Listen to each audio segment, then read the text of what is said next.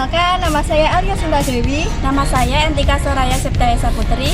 Kami akan menceritakan novel sejarah berjudul Gadis Kretek. Penerbit buku ini adalah Ratih Kumala.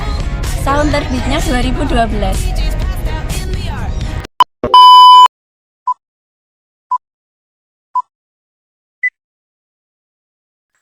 Gadis Kretek ialah sebuah novel karangan Ratih Kumala yang diterbitkan pada tahun 2012 yang berjudul Kretek Jagat Raja. Gadis Kretek menceritakan tentang tragedi dan romantisme yang mana kisah asmara dari Raja dan Jengyah menjadi benang merah cerita-cerita di novel tersebut. Pak Raja begitu terpikat dengan kretek buatan perempuan itu. Lintingan Jengyah menjadi ramuan rahasia dari kepopuleran gadis kretek. Rasa manis dari kretek gadis didapat dari air liur Jengyah yang menjadi perekat kertas linting dari produk campuran tembakau dan cengkeh tersebut. Diceritakan bahwa Pak Raja yang sedang sekarat menyebut satu nama perempuan yang ternyata bukanlah istrinya. Perempuan yang disebut saat ia menanti ajalnya itu bernama Jengyah. Mendengar hal tersebut, ketiga anaknya yang merupakan pewaris kretek Jagat Raja merasa gundah.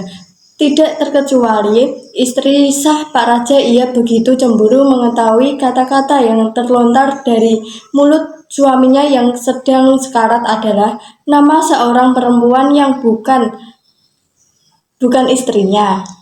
Ketiga anaknya Lebas, Karim, serta Tegar kemudian segera mengunjungi pelosok Jawa dan mencari sosok Jengyah yang namanya disebut Pak Raja saat sedang sekarat. Mereka bertiga berlomba dengan waktu karena harus menemukan Jengyah sebelum ajal menjemput ayah mereka. Dalam perjalanan itu, Lebas, Karim, dan Tegar juga melakukan nampak tilas bisnis ayahnya itu. Mereka pun menguak beberapa rahasia dan menjadi tahu asal mula kenapa kretek Jagat Raja menjadi kretek nomor 1 di Indonesia. Setelah menemui buruh pelinting tua, ternyata Jengyah merupakan pemilik dan kretek gadis yang menjadi kretek lokal nomor 1 di Kota M. Ketiga anaknya, Pak Raja juga mengetahui hubungan asmara antara Jengyah dan ayahnya. Gadis Kretek tidak hanya membahas mengenai kisah cinta dan perjalanan para tokoh dalam menguak tabir misteri yang menyelimuti mereka selama ini, melainkan juga menceritakan mengenai perkembangan kretek di Indonesia dari masa kolonial Belanda, Jepang, kemerdekaan Republik Indonesia, hingga zaman PKI. Dalam novel tersebut juga diceritakan soal kepopuleran rokok lembab yang kalah saing dengan kretek. Juga diceritakan mengenai latar belakang kenapa pabrik kretek lokal terus mempertahankan eksistensi di tengah himpitan kebangkitan dan dominansi perusahaan rokok besar. Mereka bertahan bukan hanya karena pabrik itu masih memberi keuntungan, melainkan juga karena mempertahankan gengsi leluhur serta menyelamatkan para pekerjanya yang hidup bergantung pada perusahaan kretek Jagat Kandang tersebut. Tema Gadis Kretek ini adalah tentang percintaan dalam persaingan di bidang bisnis kretek.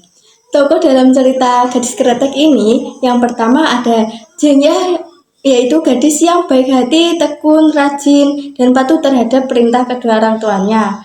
Dia seorang pelinting kretek gadis terkenal pada masanya. Yang kedua, Romo atau Seraja memiliki karakter tegas dan tak ragu dalam mengambil keputusan. Romo seorang pemilik pabrik rokok kretek Jagat Raja. Yang ketiga, Ibu atau Perwanti memiliki karakter pencemburu dan sensitif. Yang keempat, Idrus Moria memiliki karakter gigih dan tekun dalam bekerja. Yang kelima, Roy Maisa memiliki karakter yang setia.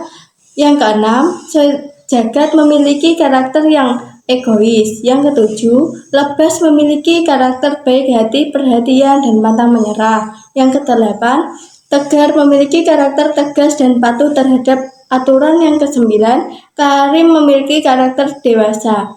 Dalam sudut pandang cerita ini adalah orang ketiga.